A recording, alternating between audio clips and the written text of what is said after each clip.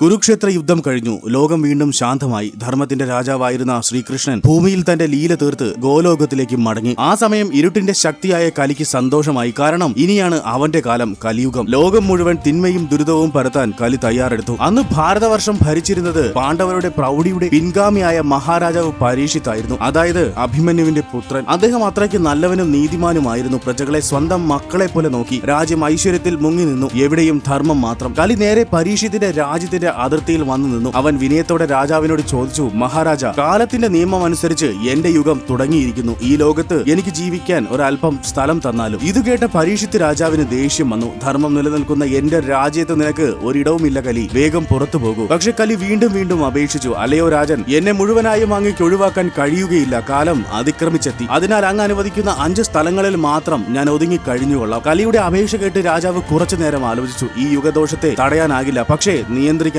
അദ്ദേഹം തീരുമാനിച്ചു. അവസാനം രാജാവ് സമ്മതിച്ചുകൊണ്ട് കലിയോട് പറഞ്ഞു, ശരി, നിനക്ക് എന്റെ രാജ്യത്ത് വസിക്കാം, പക്ഷേ ഞാൻ പറയുന്ന ഈ 5 സ്ഥലങ്ങളിൽ മാത്രം. അങ്ങനെ കലിയുടെ വാസസ്ഥലങ്ങളായി രാജാവ് അനുവദിച്ച 5 സ്ഥലങ്ങൾ ഇവയായിരുന്നു: ചൂതുകളി, വഞ്ചനയും ദുരാഗ്രഹവും നിറഞ്ഞ് ആളുകൾ ധനം നഷ്ടപ്പെടുത്തുന്ന ഇടങ്ങൾ; മദ്യപാനം, ബുദ്ധിയെ മയക്കി വിവേകം നശിപ്പിക്കുന്ന സ്ഥലങ്ങൾ; വേശ്യാവൃത്തി, വിശുദ്ധ ബന്ധങ്ങൾ ഉപേക്ഷിച്ച് അധാർമികതയിൽ ഏർപ്പെടുന്ന ഇടങ്ങൾ; മൃഗഹത്യ, ദയ നശിപ്പിച്ച് അഹിംസയെ ലംഘിക്കുന്ന സ്ഥലങ്ങൾ; അവസാനമായി സ്വർണം, അമിതമായ ആഗ്രഹത്തിന്റെയും അത്യാഗ്രഹത്തിന്റെയും പ്രതീകമായ ഇടം. കലിക്ക് സന്തോഷമായി. അവൻ ഈ 5 സ്ഥലങ്ങളിൽ പ്രവേശിച്ചു. എന്നാൽ 5ാമത്തെ സ്ഥലമായ സ്വർണം കലിയെ കൂടുതൽ ആകർഷിച്ചു. അതിലൂടെ അവന്റെ ചിന്ത മാറി. എന്തിനാണ് ഈ ചെറിയ സ്ഥലങ്ങളിൽ ഒതുങ്ങുന്നത്? രാജാവിനെ തന്നെ സ്വാധീനിച്ചാൽ രാജ്യം മുഴുവൻ എന്റേതാകുമല്ലോ. പരീക്ഷിത്ത് രാജാവ് ശിരസിൽ വെച്ചിരുന്ന തിളക്കമുള്ള സ്വർണ്ണ കിരീടം കലി കണ്ടു. ആരും കാണാതെ ഒരു ചെറിയ കണികയായി കലി ആ കിരീടത്തിൽ കയറിയിരുന്നു. സ്വർണ്ണ കിരീടം ധരിച്ച രാജാവിന്റെ മനസ്സിലേക്ക് കലിയുടെ ദുഷിച്ച സ്വാധീനം പതിയെ കയറിപ്പറ്റി. അതുവരെ ധർമ്മത്തിൽ ഉറച്ചുനിന്ന രാജാവിന്റെ വിവേകം പതിയെ മങ്ങി. അദ്ദേഹം ദുർബലമായ തീരുമാനങ്ങൾ എടുക്കാൻ തുടങ്ങി. നീതിബോധം